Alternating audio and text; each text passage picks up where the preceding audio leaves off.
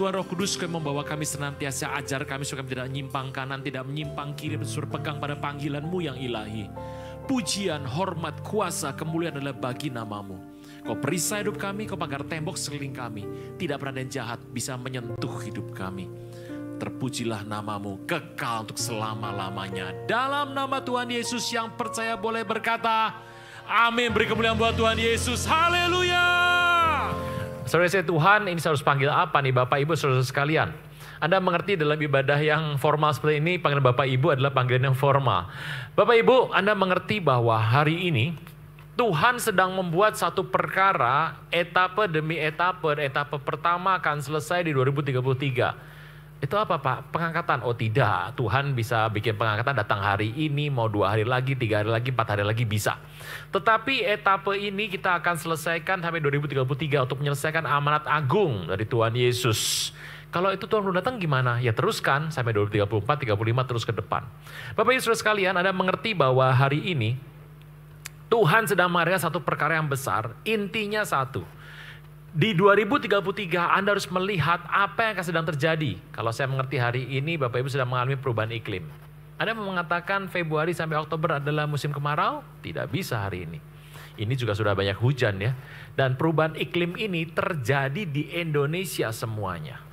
Anda akan mengerti perubahan iklim ini akan memicu terjadinya perubahan pola panen. Sehingga Indonesia mengalami satu masalah dengan panen raya. Bapak Ibu, penduduk Indonesia itu sekitar 300 juta pada 2030. 2030 sekitar 300 juta. Orang mengatakan itu bonus demografi Pak. Iya bonus demografi, tapi kalau saya katakan mungkin beban demografi karena kondisinya begini. Kalau penduduk Indonesia itu kualitasnya tidak bagus, jadi beban. Nah, saudara saya Tuhan, Anda mengerti pada tahun kemarin, Indonesia itu kekurangan cadangan pangan, bukan kekurangan pangan, cadangannya kurang, cadangannya. Kekurangan sebanyak 1 juta ton. Kemudian Indonesia pergi ke India. India kan menjual beras waktu itu ke India, tapi India itu sudah melakukan pushback globality. India tidak mau lagi menjual banyak-banyak barang keluar ke Indonesia karena tidak cukup untuk negara sendiri, dalamnya tidak cukup. Kemudian Indonesia mengatakan, wah kalau gitu saya pergi ke China, gitu ya. Dapat ke Thailand, ke Malaysia, Thailand, Vietnam, ke Myanmar dapat beras, dapat dan sudah cocok lah harganya. Waktu dapat, tapi dengan satu syarat bahwa orang Thailand tidak mau jual sama ASN, aparatur sipil negara, mau jual sama swasta. Waktu itu sudah dapat. Karena sebelumnya Indonesia ke China dapat 1 juta ton, tapi pada November 2023 1 juta itu nggak pas harganya, nggak cocok, jadi batal 1 juta itu. Jadi tahun kemarin Indonesia kekurangan cadangan 1 juta ton. Tahun ini, tahun 2024 ini, Indonesia kekurangan lagi 1,4 juta ton. Tiap tahun jumlahnya makin besar. Memang Jakarta seperti Anda kan tidak ngalami karena Anda diberkati semua berlimpah-limpah. Amin. Halo? Bapak Ibu, nah memang tidak terlalu berasa, tapi Anda mengerti bahwa ini adalah sebuah signal untuk sebuah kondisi keadaan. Nah perubahan itu ditambah perubahan ekonomi, sosial, budaya, politik, dan itu makin banyak, makin terus berkembang di masa Anda hidup dan saya hidup.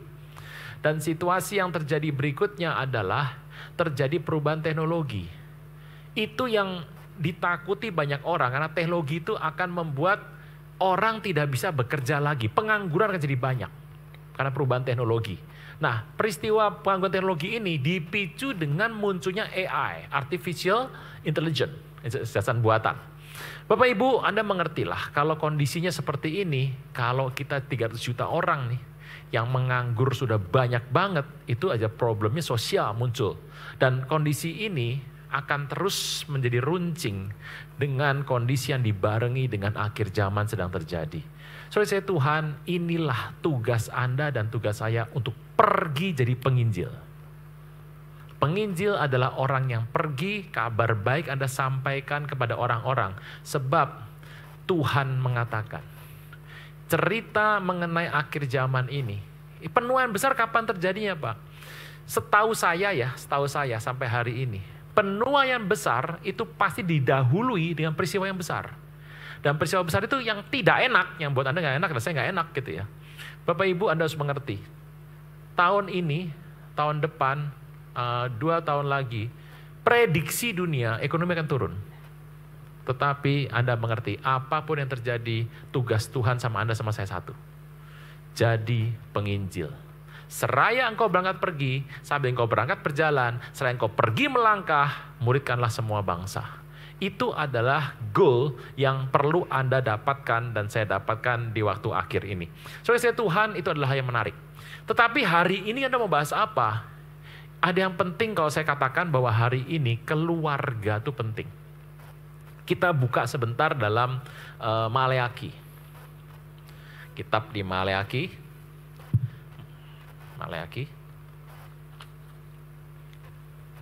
Oke. Maleaki 4 ya, Anda buka, lihat. Anda nggak usah buka WA, kalau nanti ada buka gini WA-nya kebuka bahaya, repot gitu ya. Buka, lihat siapkan saja. Maka ia akan membuat hati bapak-bapak berbalik kepada anak dan anak kepada bapak. Anda bertanya sama saya, Pak, ibunya mana tuh? Gak ada di situ, Pak. Ibu adalah menjadi sebuah moderator di situ, membuat sebuah penghubung yang bagus. Bapak dan ibu menjadi penghubung yang bagus. Bapak balik sama anak, anak balik sama bapak. Supaya apa? Supaya jangan aku, Tuhan, datang pukul bumi sampai musnah.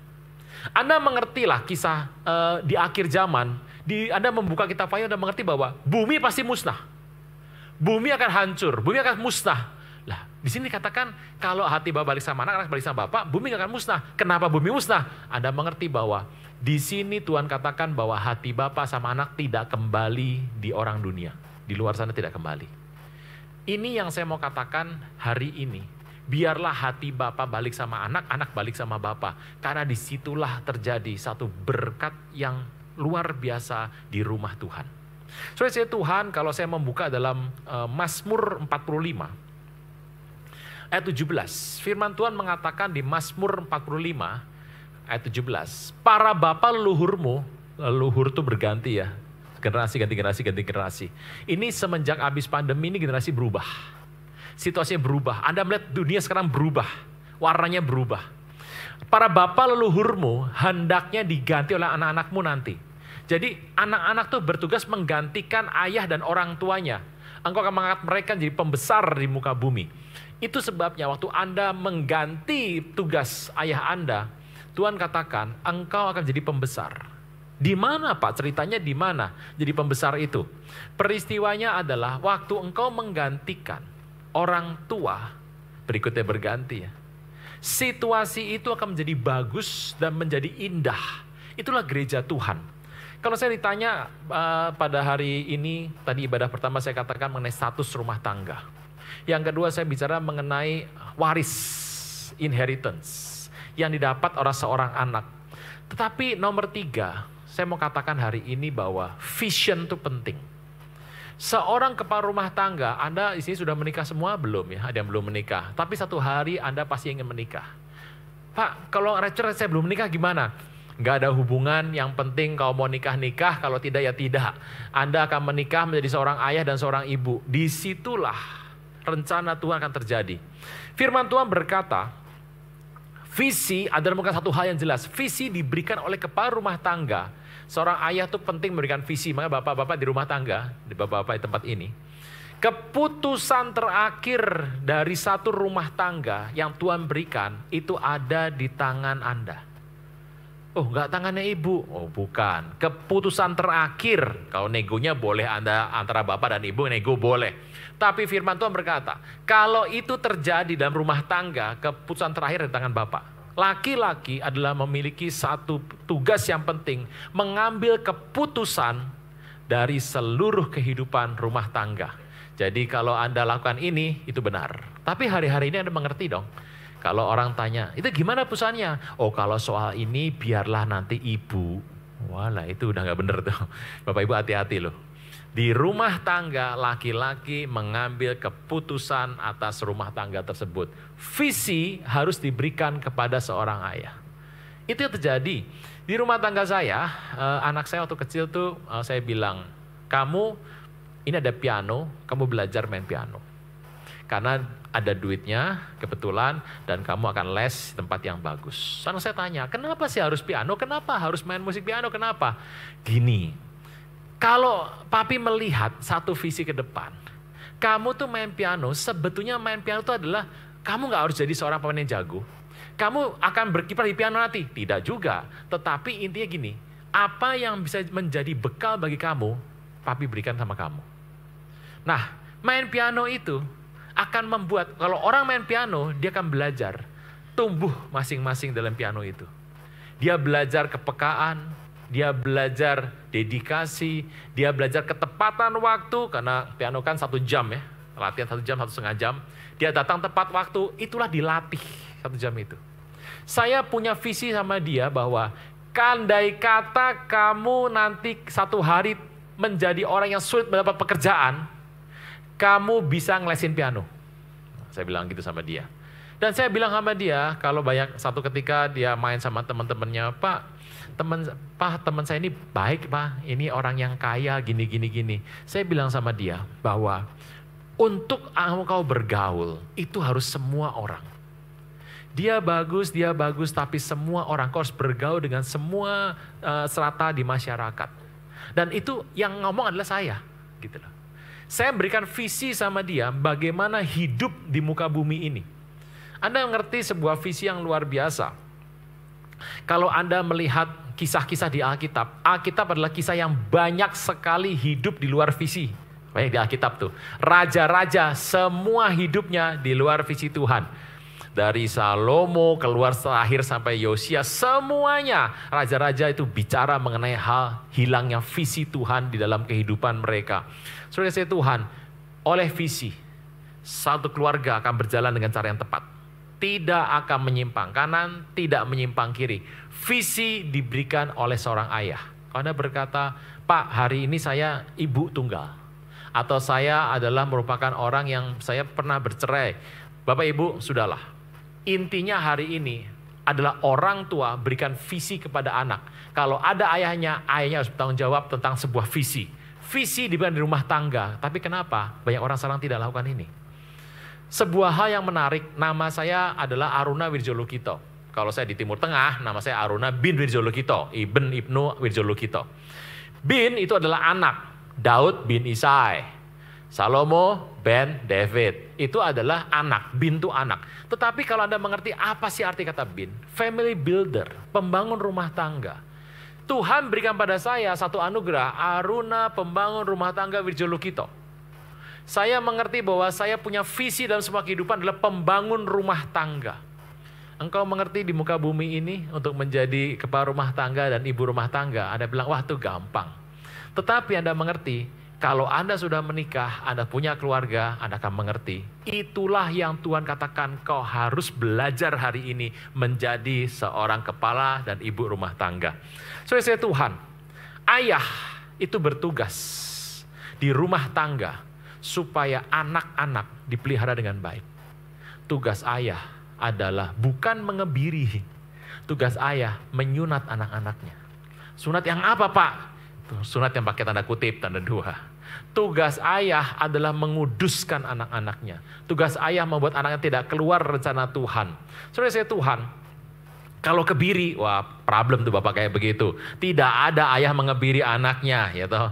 Bapak Ibu mengerti kisah mengenai Musa, Sipora, Keluaran ke-4. Anda bisa buka Keluaran ke-4. Waktu itu Tuhan bicara sama Musa mengenai satu rencana yang besar. Seorang ayah mendapat rencana yang besar. Dia cerita sama istrinya Sipora dan mendapat sambutan yang baik. Tapi kemudian Musa berkata kepada istrinya, tetapi Tuhan mengatakan sebuah ciri, sebuah contoh supaya aku jadi seorang pelayan Tuhan, yaitu supaya aku disunat. Aku sudah sunat, dia bilang, tapi anakku 2 belum. Gersom dan Eliezer belum disunat. Dan hari ini kalau kita mau dipakai oleh Tuhan, kita harus menyunat anak ini. Istrinya setuju, siap, gitu ya. Kamu pegang anak ini, nanti kamu rejeng, aku potong. Nah, gitu.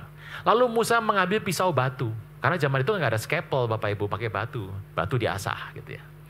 Kemudian dia panggil kedua anaknya, Gersom dan Eliezer, sini. Anaknya nggak ngerti, kemudian dia berkata, Gersom, mau dipakai Tuhan apa enggak? Ya dia anak kecil kok, iya mau gitu ya. Kalau mau, kamu diem saja, tutup mata kamu. Nanti kamu akan dipegang sama mami, nanti papi akan kerat kulit katan kamu. Dia nggak terlalu ngerti. Lalu kemudian Musa pertama istrinya, siap mam? Dia bilang siap. Gersom dicekram, direjeng, dan Musa berkata, Tuhan inilah yang kau kehendaki, menyunat anakku laki-laki. Lalu Musa menarik Gersom dan pakai batu kok, nggak putus gitu ya. Lah anak dia tuh rasa sakitnya sampai apa itu sakitnya? Dia teriak, wah kenceng banget. Maminya kaget, hah ini kenapa begini? Udah ributlah Sipora sama Musa, ribut. Wah. Musa orang yang gampang. Musa tidak ingin ribut dengan istrinya. Kemudian Musa tidur.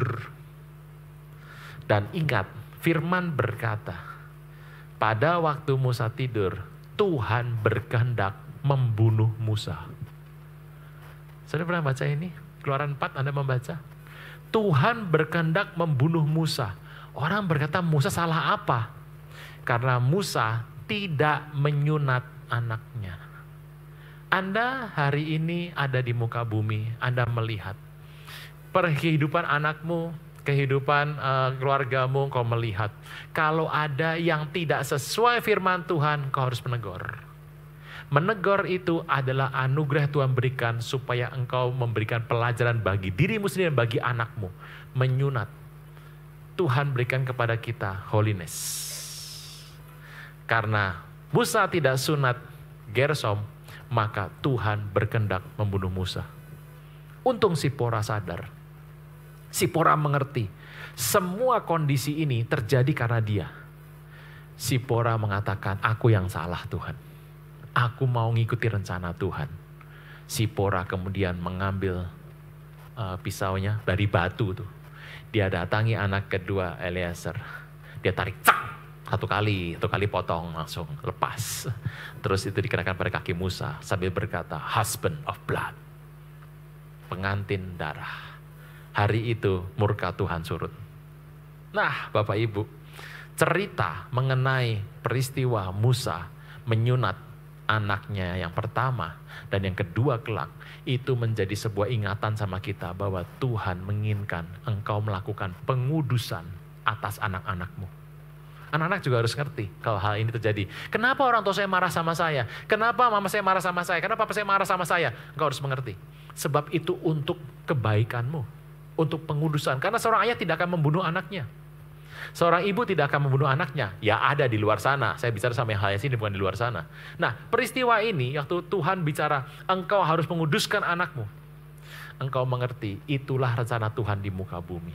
Anda mengerti Daud. Daud satu ketika punya anak. Namanya Amnon. Gitu ya. Amnon tuh usianya sekitar 17 tahun. Amnon. Anak raja. Dan Amnon ini anak yang besar gitu ya. Amnon itu punya adik tiri, jadi adik dari Absalom. Absalom punya adik, Absalom juga ganteng, paling ganteng tuh Absalom gitu ya. Punya adik Tamar, usianya mungkin 15 atau 14 tahun. Tamar 14, Amnon saudara tiri. Amnon naksir sama Tamar. Daud, ini kisah Daud nih. Ini anak dari Daud dua-duanya, Amnon dan Tamar. Amnon naksir, tapi nggak tahu caranya gimana, ini gimana. Kemudian ada temannya mengatakan, kamu sepertinya dalam kondisi sakit, kenapa anak raja? Dia cerita, dia tuh naksir sama adik tirinya. Dan sulit untuk melakukan apa yang susah gitu ya. Kemudian temannya berkata, sudah gampang, kamu pura-pura sakit saja, nanti kamu minta itu Tamar bikin kue depan kamu. Apa yang terjadi? Amnon sakit pura-pura ya. Kemudian Daud datang berkunjung. Dan dia bertanya Daud, aku minta kepadamu satu, biarkan Tamar mengolah kue di depanku supaya aku makan dari tangannya. Peristiwa mudah, gampang. Daud akhirnya setuju, oke, boleh panggil Tamar. Tamar dipanggil, dia olah itu kue depan Amnon. Dan apa yang terjadi? Setelah siap semua, Amnon minta semua orang keluar. Yang terjadi adalah Tamar diperkosa Amnon. Peristiwanya mudah seperti itu, seperti gampang. Dan Daud hari itu marah sekali. Tapi kenapa sepertinya Daud tidak kasih hukuman sama anaknya? Kesalahan yang sama. Kenapa Daud tidak menghukum Amnon? Kenapa Daud jadi marah dan tidak ngambil keputusan atas Amnon? Dan itu mengesalkan hati Absalom. Absalom sangat kesal sampai dia berkata sama adiknya, "Kau masuk rumahku dan diam saja." Dan Absalom menyimpan bara yang betul-betul menyala terhadap Amnon. Sampai satu hari Amnon dibunuh Absalom. Peristiwa pedang atas keluarga Daud itu terjadi karena satu hal. Karena Daud merasa perbuatan itu pernah dia lakukan di masa lalu. Waktu dia mengambil Batsheba sebagai istri, dia membunuh suaminya. Dia bunuh suaminya dengan sebuah strategi, dalam perang tidak ada orang yang tahu, sudah mati, kemudian dia menikahi Batsheba dan dia hidup dengan Batsheba. Tidak banyak orang yang tahu peristiwanya, tetapi Tuhan mengerti. Nah, karena Daud punya kesalahan di situ, punya kelemahan di situ, kekurangan Daud di situ, itu membuat Daud tidak berusaha menguduskan anaknya. Menguduskan. Peristiwa itu membuat Daud segan untuk menimpakan tangannya atas Amnon. Itu membuat Daud, ragu-ragu untuk dia mengurusi hal-hal seperti hal yang Amnon lakukan. Kenapa? Karena Daud punya kesalahan yang sama. Bapak Ibu, Anda mengerti. Peristiwa ini terjadi juga dalam hidup keturunannya terus. Dan kemungkinan di masa lalu Anda mengalami masalah ini. Peristiwa ini menjadi ingatan dari kita kepada Anda sekalian. Dan saya juga gitu ya. Karena apa yang orang tua, dia merasa orang tuanya lemah di sini. Aku merasa lemah di sini. Dia tidak berusaha untuk menguduskan anaknya di bidang A. Kalau orang tuanya lemah di bidang A. Orang tuanya lemah di bidang B atau salah di bidang B, dia tidak ingin untuk menguduskan anaknya di bidang B. Bapak Ibu, ada satu kesalahan di sana. Peristiwa ini ingatan buat kita supaya kita berhati-hati melangkah. Sebab seorang ayah diberikan sebuah kuasa untuk menguduskan anak-anaknya. Yang pertama sebuah visi. Kau berikan sama anakmu visi. Jadi nabi untuk familymu. Nabi memberikan visi. Arahan kejelas. Engkau harus ke sini. Mungkin ucapan Anda nggak terjadi. Mungkin ucapan Anda juga nggak akan jelas di situ. Tetapi minimal engkau sudah berikan arah kepada anggota rumah tanggamu. Keluargamu, engkau sudah berikan arah. Nah, saudara saya Tuhan, arah yang kau berikan ini, itu akan Tuhan perhitungkan. Visi. Kedua, engkau bertugas menguduskan. Jadi ayah bertugas melihat anaknya setiap hari. Itu melihat anak setiap hari, nggak setiap waktu Bapak Ibu. Ada satu masa di mana anak-anak keluar dari rumah Anda. Hari itu tugasmu selesai. Tapi selama dia masih ada di rumahmu, masih ikut di bawahmu, engkau harus melakukannya. Ayah dan ibu harus melakukan sebuah hal yang sungguh-sungguh kepada dia mengenai pengudusan. Karena itulah yang Tuhan kehendaki di muka bumi. Bapak Ibu, satu, visi. Kedua, pengudusan. Yang ketiga, seorang orang tua, ayah dan ibu, diberikan Tuhan satu kemampuan untuk bisa memberkati anak. Itulah makanya hari ini kalau Anda menyembah Tuhan, tanganmu itu diberkati oleh Tuhan, supaya tangan bisa jadi berkat bagi anak-anakmu. Anda yang jadi anak hari ini, satu hari Anda jadi orang tua. Hari itu waktu jadi orang tua, Anda menghadapi masalah yang sama. Hari ini saya mau cerita hal ini supaya kita bisa mengerti. Tuhan berikan satu anugerah bahwa tangan yang kau pakai untuk menyembah Tuhan bisa memberkati banyak orang. Anda mungkin mengerti peristiwa Ishak dan Esau. Masih ingat ya? Esau. Waktu itu Ishak sudah tua. Udah mau meninggal, menurut Ishak udah mau meninggal. Dia bilang sama Esau, "Esau, aku tuh pokoknya minta makanan yang enak. Kamu kan jago masak toh. Kamu masaknya enak, bawa ke sini nanti aku berkati kamu dengan berkat sulung." Esau berkata, "Wah, inilah pucuk dicinta, ulam tiba." Dia pergi. Waktu dia pergi, Yakub datang bawa makanan. Masalahnya Yakub tuh memakai pola Esau. Pola Esau dipakai Yakub untuk menipu ayahnya. Dan Ishak tertipu. Ishak tertipu hari itu.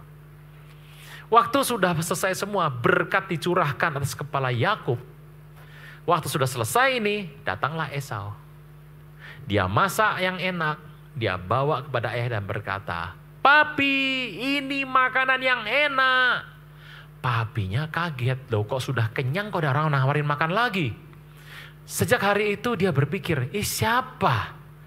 Dan dia berkata, "Akulah Esau, anakmu yang sulung." Kaget bapaknya. Bapaknya tahu bahwa dia sudah berikan berkat yang salah. Tetapi siapapun diberkati tetap diberkati. Apa yang terjadi? Hari itu Esau mendengar berkat curi oleh Yakub. Esau nangis teriak-teriak sama bapaknya, "Bapak, cuma satu berkat ada padamu." Apa yang dilakukan berikutnya? Anda lihat, baca kalimat berikutnya. Esau bangun dari tempat tidurnya. Hari itu sudah susah buat Ishak untuk bangun. Ishak bangun pelan-pelan, kretek, susah sekali dan sakit mungkin. Badannya sudah dalam kondisi lemah, dia duduk dan dia menumpangkan tangannya atas Esau. Bapak Ibu, itu seperti kain yang sudah basah diperes habis, sudah kering, diminta satu berkat lagi. Diperes, tes, itu berkatnya Esau. Tes satu, tes. Isi berkatnya sebetulnya bukan berkat.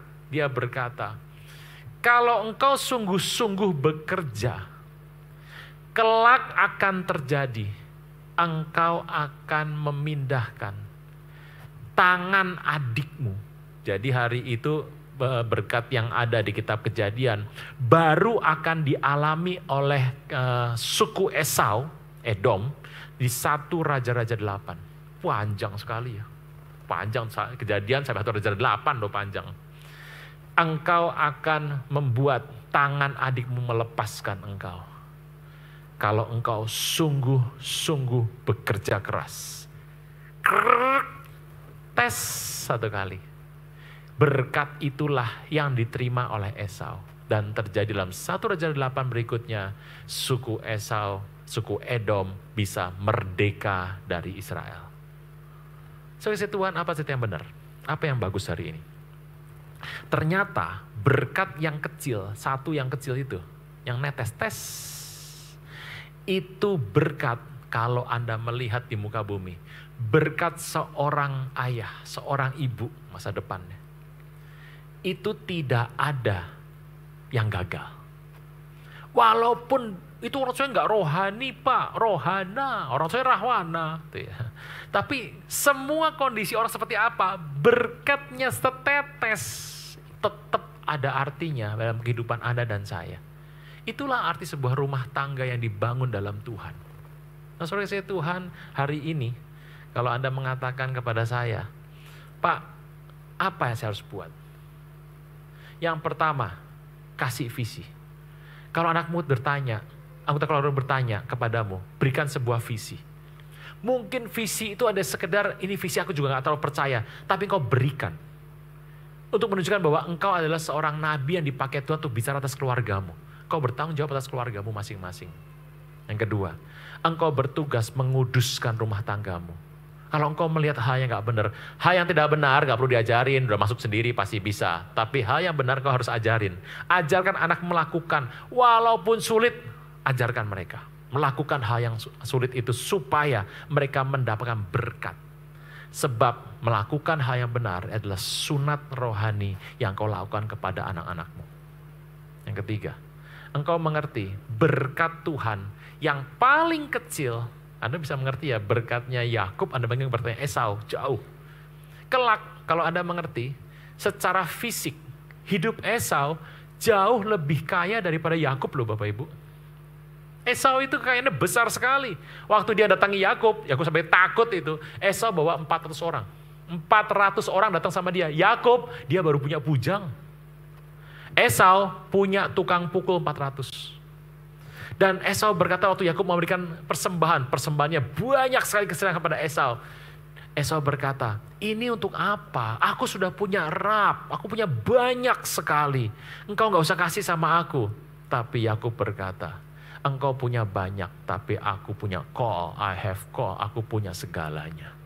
Saudara saya Tuhan, cerita hari ini, ingatkan pada Anda bahwa berkat orang tuamu, ayah dan ibumu, turun atas engkau. Engkau akan berkati anakmu. Itu berkat yang baik sekali. Oleh tangan, kau tumpangkan tangan. Ada banyak orang ngeseling sama saya tanya, saya bilang begini, Pak, kenapa ya anak saya Pak bisa kena obat-obatan? Kenapa kena drugs? Ada yang parah Pak kena, kenapa bisa? Saya nggak tahu jawabannya. Mungkin karena kesalahan dari masa lalu, orang tidak melihatnya tidak terlalu jelas, kondisinya juga pergaulan tidak baik, mungkin bisa terjadi. Tetapi saya tahu pasti, satu hal yang akan menghalangi orang terkena hal seperti itu adalah berkat dari orang tua. Makanya hari ini tumpangkan tanganmu. Kalau saya nggak pernah Pak, biasakan mulai hari ini. Sebagai orang percaya, orang Kristen, Anda mengubah pola hidup di rumah tanggamu. Kau berkati anak-anakmu. Karena hal memberkati itu menjadi satu hal yang akan melalukan anakmu. Membebaskan anakmu dari ketergantungan atas obat.